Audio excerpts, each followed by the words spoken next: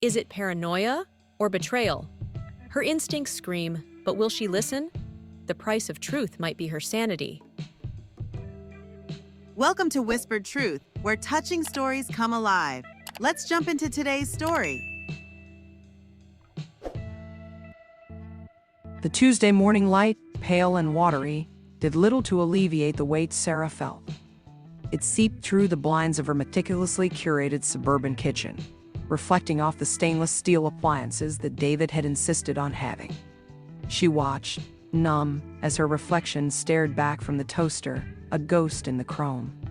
It wasn't just tiredness etched on her face. It was the growing unease, a low-grade hum that had been vibrating just beneath her skin for weeks. Lately, everything felt slightly off, like a glitch in the algorithm of her life, a life she had so carefully, so painstakingly programmed for success. The perfectly brewed coffee she held tasted like ash, and the carefully composed text message she was about to send to her husband, "See you tonight, love you," felt like a line from a place she no longer believed in. David, always the picture of ambition, was perpetually swamped, a word he used with the casual confidence of a tech CEO.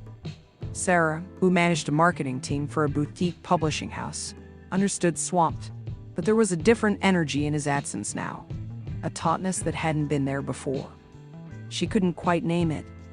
Maybe it was the way he hesitated before kissing her goodnight, or how his eyes seemed to glide over her instead of actually looking at her. Maybe it was just her own anxieties, magnified by the endless stream of Instagram perfection that was the soundtrack to her existence. "Maybe," she muttered to the silent kitchen, "I'm just being paranoid." But the word tasted like a lie, a carefully crafted denial she had been feeding herself for weeks. She scrolled through her phone, half-heartedly checking emails, but her mind was elsewhere. She thought of Chloe, her youngest sister. Chloe, the free spirit, the artist, the cool one who'd always seemed to effortlessly glide through life, while Sarah felt like she was constantly running to keep up. Chloe, with her vibrant, unconventional style, was the opposite of Sarah's structured existence, and there seemed to be a growing amount of tension between the two now that she was visiting.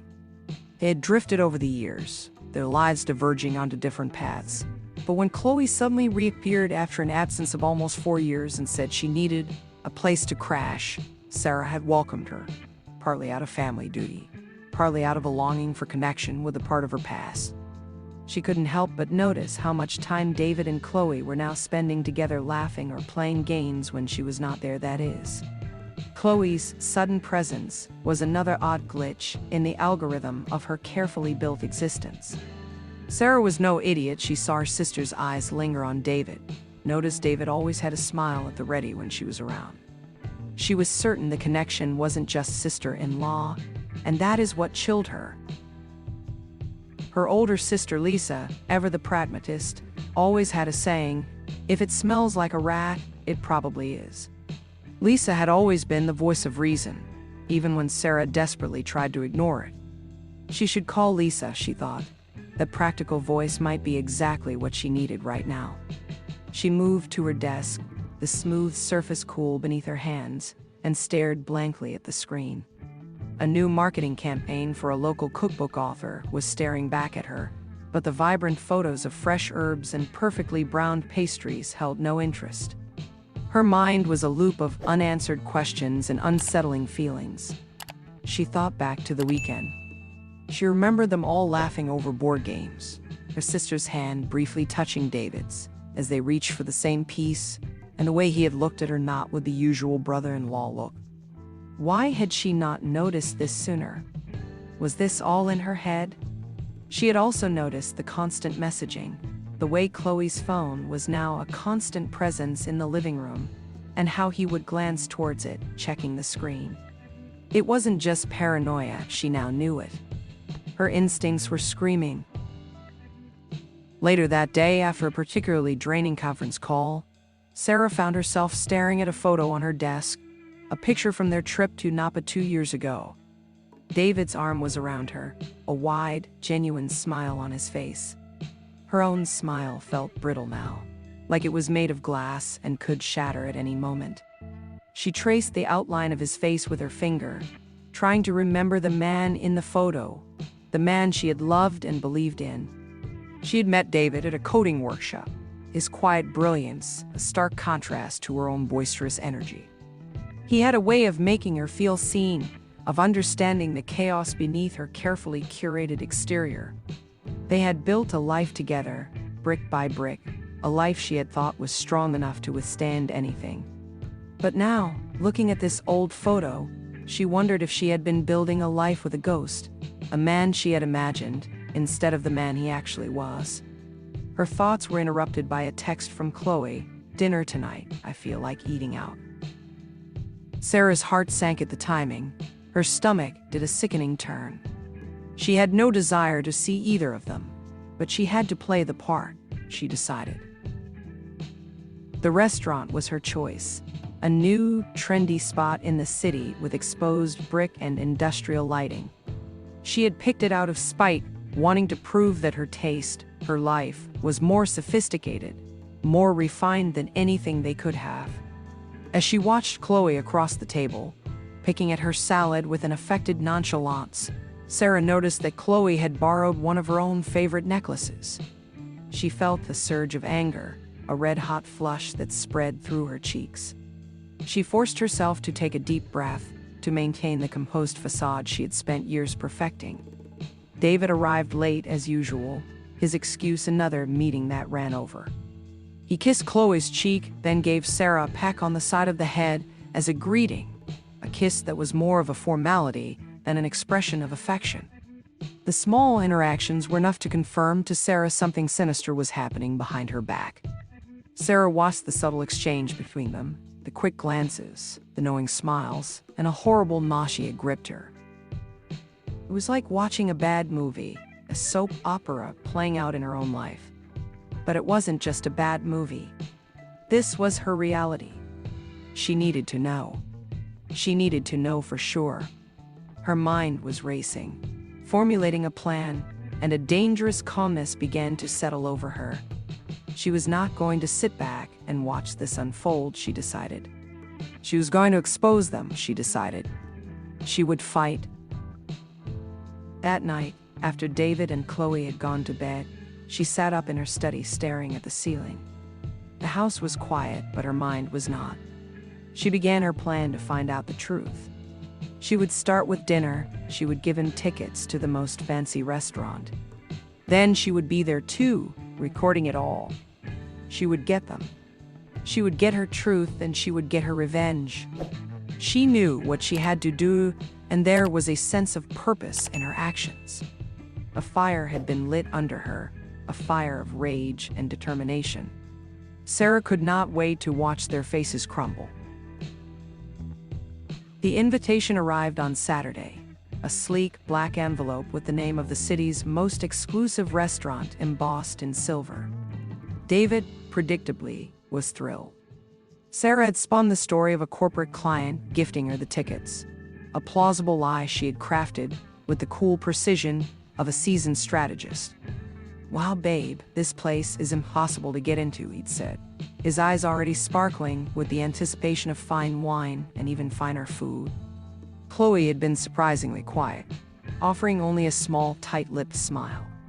Sarah had almost caught her glancing at David, a look filled with a secret knowledge Sarah didn't share, and the knowledge had cut through her like glass. She had spent the week practicing nonchalance, perfecting the art of polite conversation, while her insides churned with a mixture of rage and nausea. She had even managed a few laughs with David, and had kept a careful record of the little conversations that revealed more than they should have. She was ready. The night of the dinner, Sarah transformed. She chose a dress that was both elegant and understated, a dark blue silk that draped just so, a dress that demanded attention without screaming for it. She was going to be a fly on the wall, a silent observer in her own life. Before they left, David had complimented her, a rare gesture these days. "You look amazing, Sarah. You should wear blue more often," he said with a flash of his old smile. It was the smile that she once fell in love with, the one she now loathed. She almost felt sorry for him, but she knew she could not now. She allowed herself a small, tight smile in return, but inside, she felt cold. He had no idea what was coming. She had booked a table for herself and Lisa at a discreet corner, a perfect vantage point to observe the unfolding drama. Lisa, ever the rock, had arrived early, her expression a mixture of concern and grim determination. "Are you sure you want to do this?" Lisa had asked, her voice low. "You know, sometimes it's better to just walk away." But Sarah was past walking away. She needed answers, and she needed them now. "I need to know," she'd said, her voice firm. "I need to see it for myself." Lisa had nodded, understanding the quiet desperation in Sarah's voice. She knew once she saw it, her decision would be final. She knew that there would be no way back for her and David. She also knew the hurt her sister was going to experience. Wait! Sorry to interrupt you, but please subscribe to our channel Whispered Truth and reach the goal of 1,000 subscribers. Your subscribe and like helps us a lot, and comment your favorite part. Now let's get back to the story. The restaurant was a cacophony of hushed conversations, clinking glasses, and the soft murmur of live jazz. Sarah watched as David and Chloe were seated at their table, a table perfectly positioned in the center of the dining room, a stage for the performance she was about to witness. She saw how his hand lingered on the small of Chloe's back as he helped her with her chair. They were already lost in their own world, a world that did not include her. She felt a burning pain in her chest that was only just starting to register. She sipped her wine, pretending to admire the Dacre, but her eyes never left them. As the evening progressed, Sarah noticed the subtle shifts in their behavior. The casual hand touches, the low voices, the shared glances that spoke volumes. She noticed the way they would steal glances at each other when they thought she wasn't looking. She felt like she was watching a secret language being spoken, a language she was not invited to learn. It was both painful and validating. Her sister was a snake and her husband a fool. She couldn't help but wonder how long they had been doing this. How long had she been living a lie? She activated the small, discreet recording device she had hidden in her purse, a device she had purchased online specifically for this purpose. Her heart was pounding in her chest, a mixture of fear and anticipation. She took another sip of her wine, trying to calm her nerves, but it was no use. The conversation at the next table was starting to build, the tone shifting. As the second bottle of wine was opened, the conversation began to flow more freely. "You know, this has been a long time coming, right?" David was saying. "Sarah, well, she is. She's just not fun. She is all work and no play." Chloe laughed, a low, throaty chuckle that grated on Sarah's ears. "She's a bit of a bore, isn't she?" Chloe giggled, and then took a sip of her wine. The insults were expected, but that didn't make them hurt any less. "She's so organized all the time, so boring," he continued. "And she can never just let go. Well, she certainly made the right choice with her house, though. It's such a great location," Chloe said with a sly smile. "I can see why you like it." Sarah's grip tightened around her glass. The knife that was already deep inside twisted a little more. Then David spoke again, his voice dropping to a conspiratorial whisper. "We'll be together soon, you know," he said, "once I figure out how to get her out of the house." Chloe placed a hand on his, a gesture that made Sarah want to vomit. "I can't wait," Chloe whispered back, her eyes sparkling. "I can't wait for us to start our life together." The words hit Sarah like a physical blow, each syllable a hammer against her fragile composure. So they were planning to take her home. Her house, the one she had poured her heart and soul into, the one that represented their shared history, was nothing more than a location for them. She felt a surge of anger so intense she thought she might actually pass out. This wasn't a game anymore. This was her life, her home, her future, and these two people were planning to take it all away. Lisa reached across the table, her hand covering Sarah's. "Are you okay?" she whispered, her eyes full of concern. Sarah could only nod, her throat tight with emotion. She wanted to scream, to break every glass in the restaurant, to unleash all the fury she had been carefully containing, but she couldn't. Not yet. She had to be patient. She had to play this game out. She needed their words, their confessions. She needed the proof. She knew she would come back to Lisa, come back for support, but right now she just needed to carry out her plan. "We need to leave now," Sarah said, her voice barely a whisper. "I have enough." Lisa nodded, her eyes full of a mix of sadness and anger. They got up and left the restaurant, leaving a mess of unfulfilled potential. Outside, the cool night air was a welcome relief. Sarah leaned against the building, her body trembling. She couldn't breathe, the words she had heard echoing in her mind. "I know they are awful things to hear," said Lisa with her voice full of empathy. "But now you know, and they are going to pay." Sarah nodded, unable to speak. She had her proof. The game was no longer about finding answers. It was about revenge. She could hear the recording playing back in her mind, the sound of their laughter, their lies, their betrayal. They thought they had won. They were wrong. Very wrong. She would make them pay. She couldn't wait to reveal it all. She needed to get home now. The drive home was a blur. Sarah barely registered the city lights whizzing past, her mind consumed by the conversation she had recorded. She replayed it in her head, each word a fresh wound, a confirmation of the betrayal that had been festering beneath the surface of her life.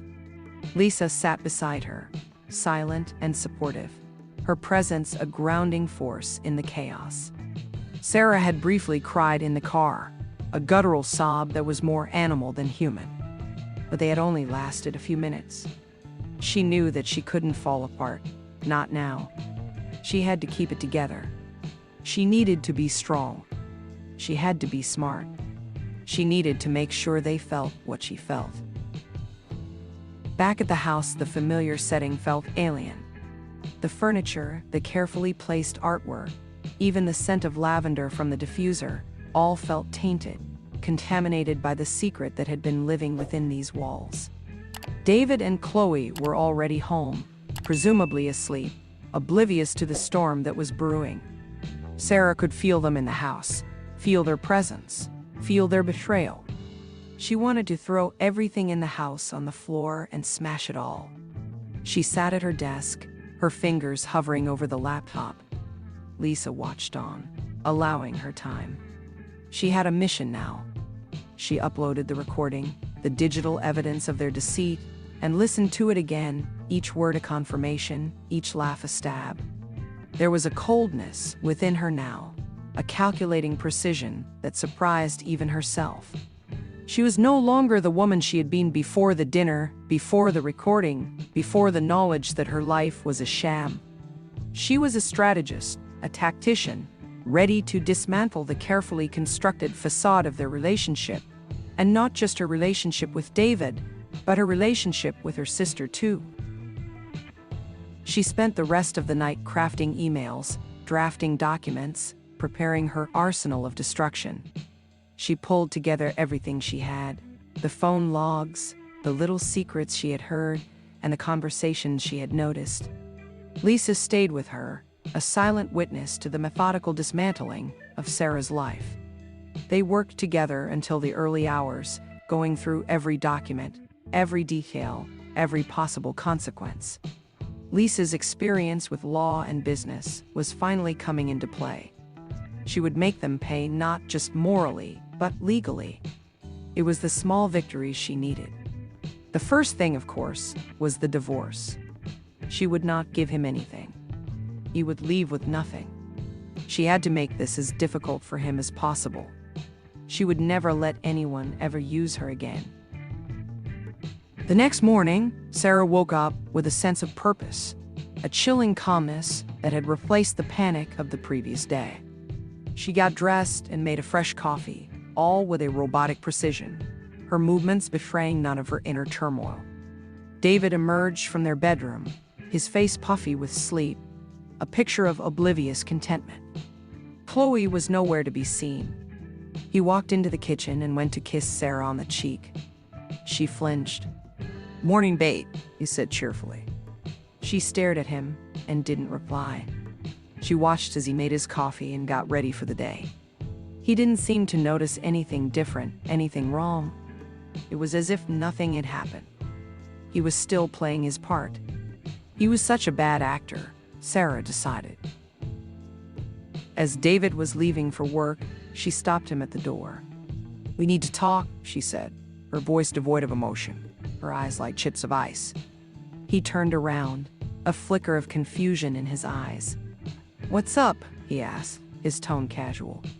Sarah held up her phone, the recording of their dinner on the screen. She pressed play, and the sound of their voices filled the kitchen, their words of betrayal echoing in the quiet morning. David's face drained of color as he listened. His eyes widened as the reality of the situation set in. He stared at her in disbelief, his mouth agape. What is this?" he stammered, his confidence finally crumbling. "It's you, David. It's you and my sister, plotting to steal my home," she said matter-of-factly, her voice flat and cold. He tried to deny it, to lie his way out of it, but it was too late. He had been caught. She was not playing anymore. "Sarah, I can explain," he started, but his voice was weak. "There's nothing to explain," she said, her voice like shards of glass. "I'm divorcing you, David, and you're going to get nothing." She then told him she had copies of everything. She told him about her work last night and all of the emails she was about to send. She detailed her plan with a chilling calmness that scared him. "And don't forget about your boss. We're going to have a nice long chat too," she said to him calmly. "And Chloe's boss also. I will make sure they both know all about this too." He looked like a deer in headlights, completely taken aback. He then became angry. "How could you?" he yelled. "I thought you loved me. This is all so calculated." Sarah laughed a cold laugh. "You are right," she said calmly. "It is all calculated. Just like your calculated move to steal from me. Well, it is not going to happen. You will both get what is coming to you." She slammed the door shut on him. She watched through the window as his shoulders slumped in defeat. She felt nothing. She was not sad. She was not angry. She was just done. He was finally gone, and there was a sense of relief and purpose. She needed to go to work. She had a busy day. Later that day, Sarah had a meeting with her lawyer, a steely woman who had no time for niceties. She listened to the recording, her expression grim, and outlined the legal strategy. It was going to be messy, but it was also going to be swift, and it was going to be brutal. The divorce proceedings were immediately filed, and the news was delivered to David's employer, along with the recording and a detailed account of his behavior. David was suspended immediately. Sarah had also made sure that Chloe's employer had copies of the same evidence, and she was also suspended. The wheels of justice, or perhaps more accurately, the wheels of revenge, were in motion. As she sat at her desk, typing out the final details for her plan, Sarah felt a strange sense of satisfaction. She had been betrayed, but she was not going to be a victim. She was going to fight back, and she was going to win. She watched as a text came from Lisa saying, "They are both suspended." She smiled for the first time that day. The world shifted on its axis. News of David's affair and subsequent suspension spread through the office like wildfire. Colleagues who had once smiled at Sarah now offered awkward glances, unsure of how to navigate the sudden shift in power dynamics. She ignored them, their discomfort a small, insignificant victory in the larger war. The work she did was automatic. She knew it so well. She just carried on, not letting the shock of the office faze her. She had set the bombs, and now she had to watch them explode. She was no longer a victim, and now she was doing the damage. She had also done the same with Chloe's workplace and the news of her and David, and the situation was quickly known. She had effectively ruined two people's lives. Her actions had consequences, and she knew that, but she also knew that they had deserved it. She had no regrets. The silence from David and Chloe was deafening. They had not reached out, had not tried to explain, their arrogance replaced by stunned disbelief. Sarah imagined them scrambling, trying to salvage their careers, their reputations, their lives, and a grim satisfaction washed over her. She was also glad that her home was now free of them. Lisa had helped with removing the last vestiges of them from her life. All of their possessions had been put into boxes and placed on the curb for all the world to see. Sarah had decided to stay in her home, at least for now. She liked her home, and she was not going to let them take it from her. She found that she was more at peace now that they had gone. The silence was finally peace, not the heavy silence she had felt before. She still felt the anger inside her, but it was a controlled anger, a force that propelled her forward. She was starting to feel whole again, and she liked it. The quiet evenings, the lack of drama, the feeling of being in charge of her own destiny. The divorce proceedings moved swiftly, driven by Sarah's relentless determination. David's lawyers tried to negotiate, to salvage something from the wreckage, but Sarah was unyielding. She was not interested in compromise, not interested in forgiveness. She wanted everything, and she was going to get it. She had the upper hand now, and it felt good. She refused to let him even get his items from the house. She told him he was not allowed within 200 feet of it. He had lost everything, and she would take great pleasure in making sure it was final. Meanwhile, Chloe had also been trying to reach out, sending desperate texts and emails. Sarah had ignored them all, her resolve unbroken. Chloe had betrayed her, not just as a sister, but as a woman. She had broken the bond of family, of sisterhood, and that was a wound that would never heal. One email stood out. It was a long, rambling account of how it had happened, how she was sad, how she never meant to hurt Sarah. She never apologized, but she said sorry. Sarah laughed. It was so weak, so sad, that she couldn't help but feel a small sense of pity. Not enough to forgive, but it was there. There was always a part of Sarah that was the peacemaker, but that part was dead now. As the weeks turned into months, the initial shock of the betrayal began to fade, replaced by a quiet resolve. Sarah had sold the house she had shared with David, not out of necessity, but out of a desire to erase that chapter of her life. She had purchased a small apartment in the city, a space that was entirely her own, a place free from the ghosts of the past. She had used the money from the sale to purchase it, and she had no intention of letting him have any of it. She had also set up a separate company and was now working for herself. She was making more money and more happy. She felt a sense of freedom she had not felt in years, and she enjoyed it. The only thing missing was Lisa, and she knew she could always visit her sister. She took up pottery classes, a way to channel her emotions into something tangible, something beautiful. She traveled, she went to see art galleries, she went to the movies by herself. She had finally found a peace, a calmness, that had been missing from her life. She was finally herself again, but a new version of herself. She had found the freedom to not let others control her. She had finally found the woman within her. She had finally got what she deserved.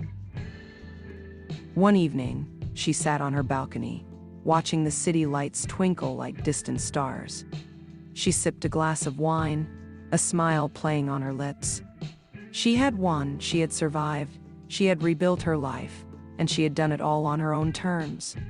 She was proud of the woman she had become.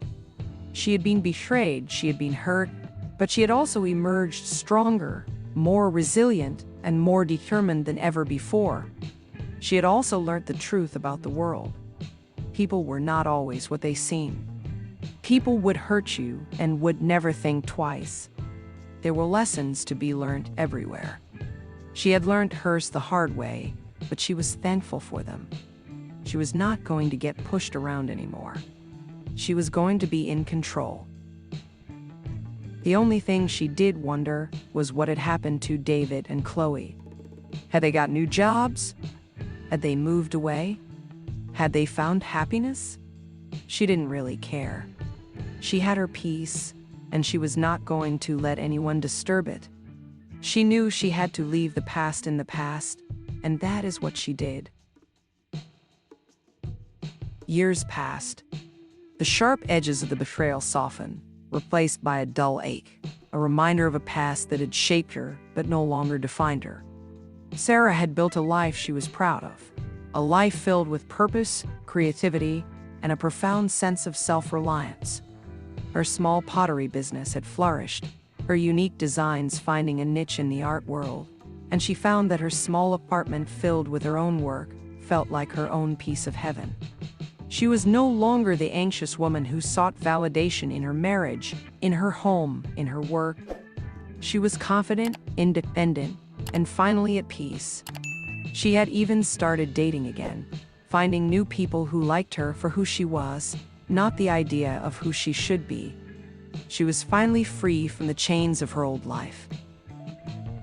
She occasionally wondered about David and Chloe, their faces fading into the background of her memory. She had made sure never to think about them. She had no desire to know what had become of them. She knew she had done what was right, and that was all that mattered. They were a footnote in her life, a painful lesson learned and nothing more. Lisa had always remained her rock, her constant source of support and love. They had grown even closer over the years, their bond strengthened by the shared experience of betrayal and the quiet understanding that only sisters could share. She visited her often, spending time in Lisa's own carefully crafted and designed home. She loved sitting with Lisa and having a cup of tea. It felt like a safe place. One rainy afternoon, while sorting through some old boxes, Sarah stumbled upon the recording device she had used that night in the restaurant. She stared at the small, unassuming device, a relic of a different time, a different version of herself. She almost threw it away, but decided to listen to it instead. The sound of their voices, their laughter, their betrayal flooded back into her mind, each word as clear as if it had been spoken yesterday. It wasn't anger she felt now, but a strange mixture of sadness and pity. She could hear the fragility in David's voice, the desperate need for approval, the deep-seated insecurity that had driven him to such lengths. She could also hear the desperation of Chloe, the need to be wanted, the shallow happiness she had found in another's life. She felt sorry for them. She felt sorry that they had made the choices they had. She knew that had she not exposed them, they would have still been there, destroying her life slowly. She knew that in her heart, she had done the right thing. She was thankful for what she had now, and would never go back. She deleted the recording, the final act of letting go of the past. It felt like she had finally cleaned her soul, and she could move forward free of its shackles. She knew that she would never forget, but she didn't need to feel any anger anymore. She was done. A few weeks later, she received an email, a name she hadn't seen in years, Chloe. Her heart skipped a beat, but she opened it. It was short and to the point. Chloe was living in a small town and was working in a cafe. She was doing okay. She said that she was sorry. She said that she knew that nothing she could say or do would ever fix what she had done, and that she didn't expect her to reply, but she wanted Sarah to know. She wanted Sarah to know she was sorry. Sarah stared at the email for a long time. She almost replied. She almost reached out to her sister, but in the end, she didn't. There was nothing left to say. There was nothing left to fix.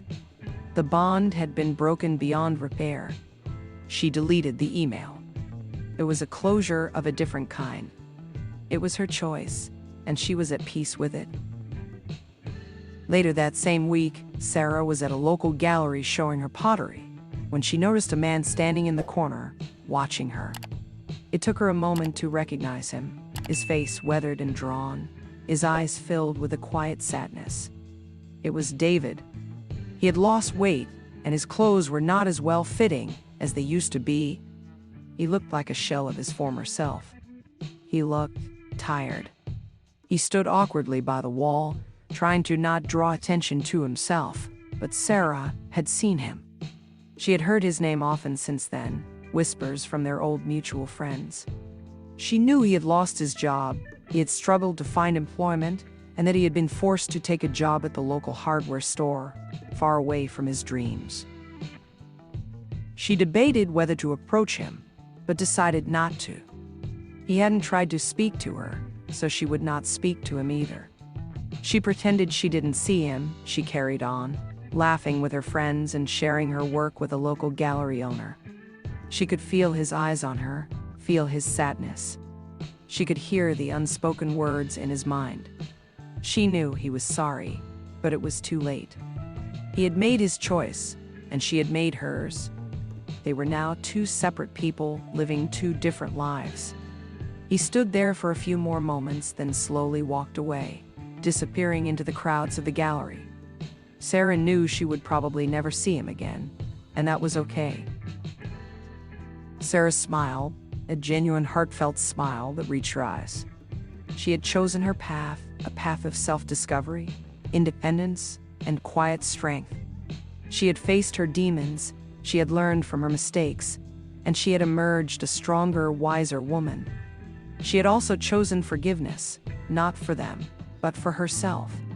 She had finally found her freedom, and no one could take that from her. The echoes of choice, both hers and theirs, would always be a part of her story, but they no longer had the power to define her. She was the author of her own life now, and the story was far from over. Her life was just getting started. Hey, want to listen to another best story? Then click the floating video and subscribe for more.